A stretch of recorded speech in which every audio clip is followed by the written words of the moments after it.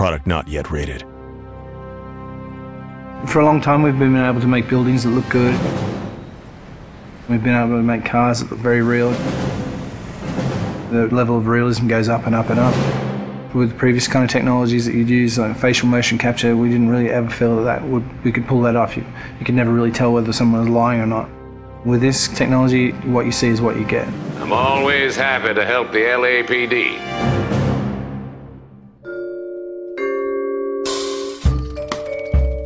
We started research on it about 5 years ago. Back then, only research groups were really doing it, this kind of 3D mesh generation from optical cameras. We thought that there might be some application for what we were doing, and this story is a detective story, so the believability of the actors' performances is key to gameplay.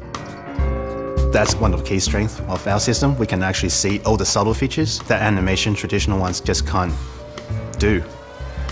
Cole Phelps, traffic. What have we got?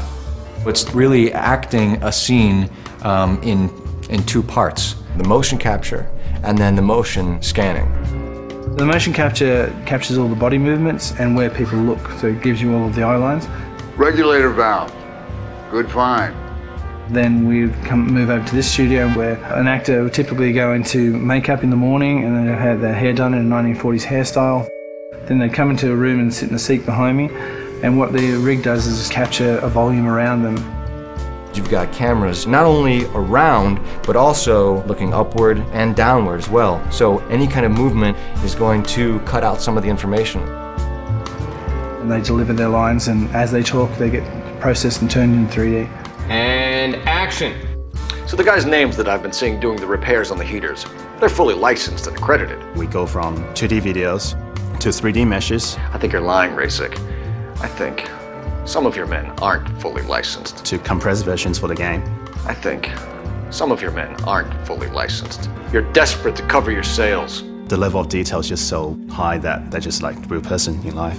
You're gonna lose your wife and probably end up in the big house. I hope she was worth it. Being in the depth analysis room is a process that most people have never experienced. It's such a new technology. It's a constant close-up is what it is, but it's a close-up from 360 degrees. There's something pretty special about knowing that you will be recreated but in another type of form. I saw myself today. Blow it off, Cole. These artsy-fartsy types always get a little flighty. It's me. LAPD, drop the weapon! Oh, you think I'm some kind of nut job? What proof have you got? A big theme of this game is dishonesty and to detect when people are lying. You couldn't have done that in the past. Why are you lying to me, Varley? The better you are at reading people, the more things it'll reveal, and the story goes different ways if you do that. The only way you're going to get rid of me is to give me an answer. You're out of your depth here, detective, and you're asking the wrong questions of the wrong people. Having this realism really helps. You're literally talking to that person and then seeing how they behave by asking questions. Why did you kill Mrs. Terrellson? I have no recollection of the people I have killed. So what if I took a look around that car? You can't be accusing me of nothing. You've got the wrong guy.